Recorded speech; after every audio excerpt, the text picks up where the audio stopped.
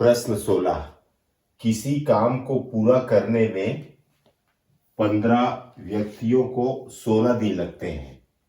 कितने व्यक्ति उस काम के चौथाई भाग को 15 दिन में पूरा कर सकते हैं? तो देखिए इसका पहला लाइन क्या है। 15 व्यक्तियों को 16 दिन लगते हैं किसी काम को करने में। मतलब एक कार्य को करने में लगा समय, एक कार्य को करने में लगा समय बराबर 16 दिन। ये 15 व्यक्ति के द्वारा है, या यहां पर लिख सकते हैं 15 व्यक्ति द्वारा एक कार्य को करने में लगा समय 16 दिन। तो एक चौथाई कार्य को करने में, एक चौथाई मतलब 1/4, एक चौथाई कार्य को करने में लगा समय। तो इस 16 को 1/4 से गुणा कर देंगे तो ये हो जाएगा 4 चौके 16, तो ये हो जाएगा 4 दिन। इसका मतलब ये हुआ कि 15 व्यक्ति एक चौथाई काम को 4 दिन में करते हैं। अब आगे प्रश्न पढ़ते हैं। कितने व्यक्ति उस काम के चौथाई भाग को 15 दिन में पूरा कर सकते हैं? कितने व्यक्ति?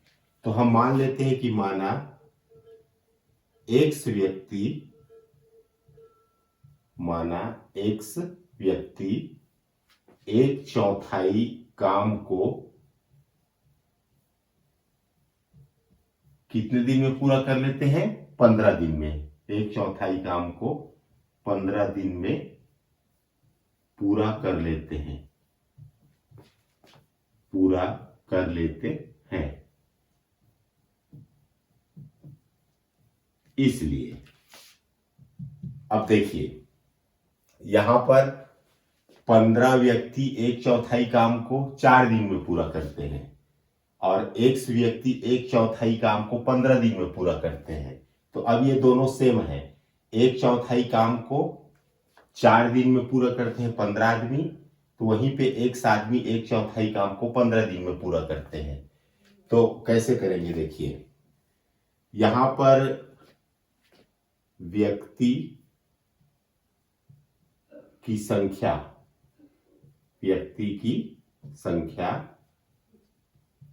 अनुपात व्यक्ति की संख्या, दोनों व्यक्ति की संख्या को एक साइड लिखना है क्योंकि ये व्युत्क्रमानुपाती संबंध है। जितना ज्यादा आदमी होगा काम उतने कम समय में पूरा होगा।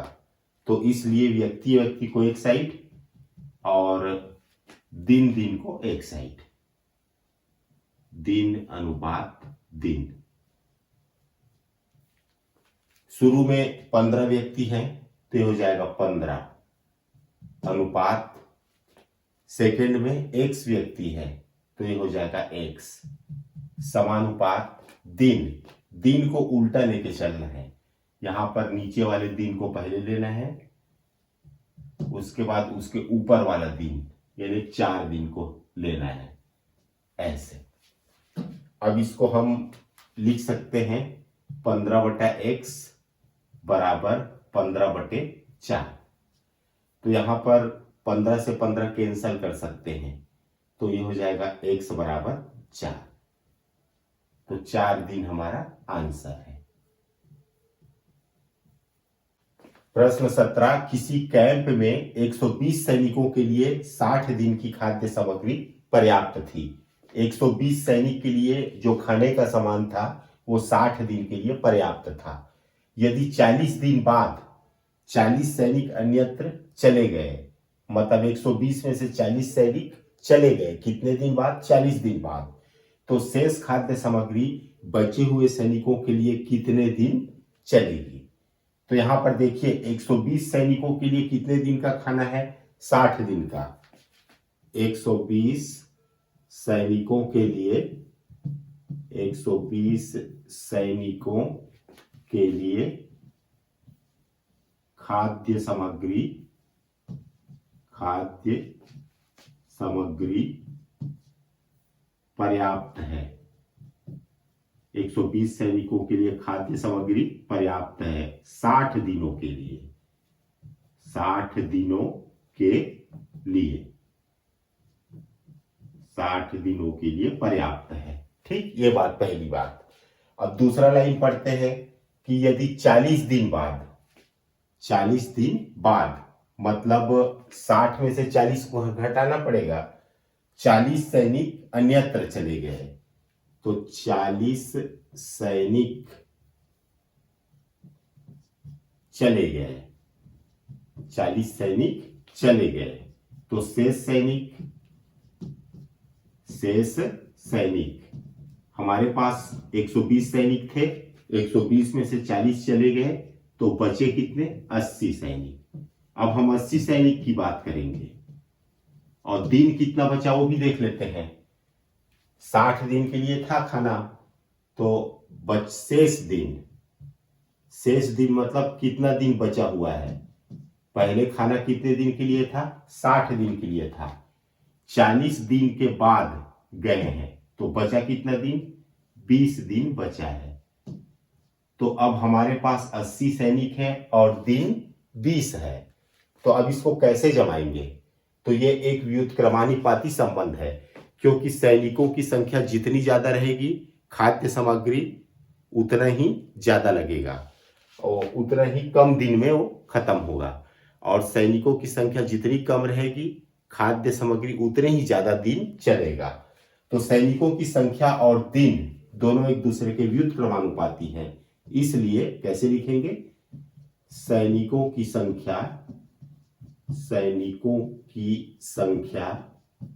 अनुपात सैनिकों की संख्या समानुपात दिन अनुपात दिन। ये सेम राशि को एक तरफ और सेम राशि को दूसरे तरफ। सैनिकों की संख्या शुरू में कितना था? 120। बाद में घट के कितना हो गया? बाद में घट के हो गया 80 सैनिक। अब ये 80 सैनिक के लिए अपन मान लेते हैं कि कितने दिन तक चलेगा, तो मान लेते हैं कि X दिन तक चलेगा। और शुरू में दिन की संख्या कितनी थी? 120 सैनिक के लिए 60 दिन था, तो ये हो गया 60। अब इसको बटा के रूप में लिख लेते हैं। 120 बटा 80 बराबर X बटा 60। यहां पर 0 से 0 कैंसल, 4 दूनी 8, 4 तिया 12, तो 3 बटा 2 बराबर X बटा 60। तिरिया गुना कर देते हैं, 3 बटा 2। यहां पे देखिए, यहां पे एक चीज गलत लिखे हैं। बचा हुआ दिन कितना है? 60 में से 40 गया तो 20 दिन। ये 60 नहीं आया बल्कि यहां पर 20 आएगा, तो इसको सुधार के अपन 20 कर लेते हैं। थोड़ा सा मिस्टेक हुआ यहां पर, ए 20। तो अब 3 बटा 2 में 20 का गुणा हो जाएगा, यहां पर X बचेगा। 2 से 20 को कटा सकते हैं, 2 एकम 2, 2 दहम 20, तो 10 दिया 30, तो X बराबर आ जाएगा 30 दिन। 30 दिन, ये हमारा आंसर है। प्रश्न 18, यदि 11 मकड़ियां 11 दिनों में 11 जाले बनाती हैं, तो बताइए एक मकड़ी एक जाल बनाने में कितने दिन लेगी? 11 मकड़ी को 11 जाल बनाने में 11 दिन लगता है। 11 मकड़ियों को 11 जाल बनाने में लगा समय, 11 जाल बनाने में लगा समय बराबर 11 दिन। इसलिए एक जाल बनाने में लगा समय, 11 मकड़ियों को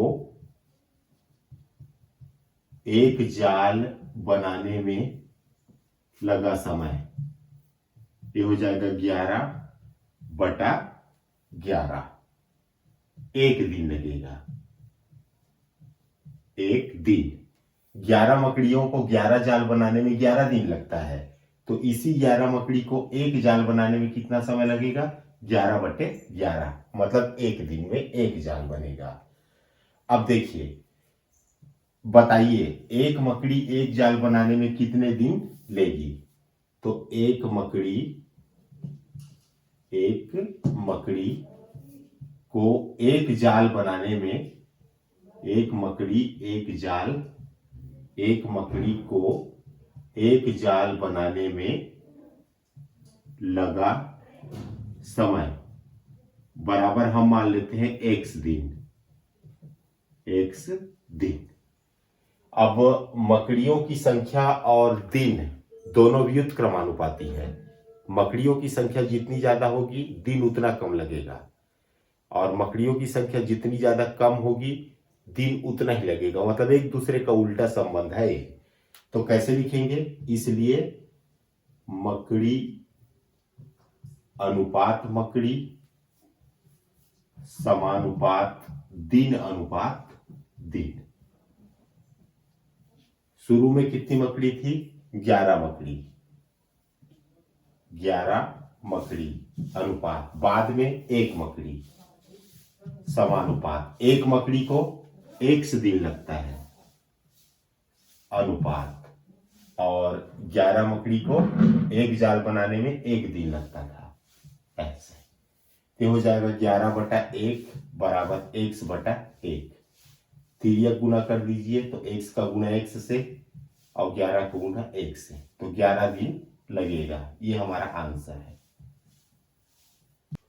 प्रश्न 19, 2 नल एक टंकी को पूरा भरने में 6 घंटे का समय लेते हैं। यदि एक नल को खोलने पर 10 घंटे में पूरा भर लेता है, तो बताइए केवल दूसरा नल खोलने पर टंकी भरने में कितना समय लगेगा। यहां पर देखिए 6 घंटा का समय लगता है एक टंकी को भरने में 2 नल से। 6 घंटे में 2 नल ए और बी, मान लो कि 2 नल ए और बी है। 6 घंटे में 2 नल ए और बी भर लेता है एक टंकी को। इसलिए 1 घंटे में निकालो, 1 घंटे में 2 नल ए और बी भर लेता है 1/6 टंकी को, मतलब 1/6 भाग को भी बोल सकते हैं। ठीक है, 1 घंटे में। अब देखिए एक नल मतलब ए को खोलने पर 10 घंटे में पूरा भर लेता है, तो 10 घंटे में नल ए भर लेता है एक टंकी को। इसलिए 1 घंटे में कितना भर लेगा ये नल ए? 1/10 टंकी को, या 1/10 भाग को। अब हमको पूछा गया है बताइए केवल दूसरा नल खोलने पर टंकी भरने में कितना समय लगेगा। तो इसलिए दूसरा नल बी को टंकी भरने में लगा समय, या दूसरा नल बी 1 घंटे में भर लेता है, कितना भाग भर लेगा? दोनों नल को एक साथ खोलते थे तो 1/6 भाग भरता था। अब 1/6 भाग में से नल ए 1/10 भाग को खुद भर लेता है, तो जो बचा हुआ भाग है उसको नल बी भरेगा। तो हो जाएगा 10 एकम 10, 6 एकम 6 और 10 छक्के 60। 10 में 6 गया तो 4/60, यानी कि 4 एकम 4 और 4 15 60। तो 1/15 भाग को दूसरा नल भी भर लेता है। अब देखो 1/15 भाग भरने में, 1/15 भाग भरने में दूसरे नल को लगा समय, दूसरे नल को लगा समय 1 घंटा, 1 घंटा। इसलिए एक भाग को भरने में लगा समय, एक भाग मतलब एक टंकी को भरने में लगा समय, ये हो जाएगा 1 और बटा 1/15। तो ये 15 चला जाएगा ऊपर, तो ये लगेगा 15 घंटा। ये हमारा आंसर है।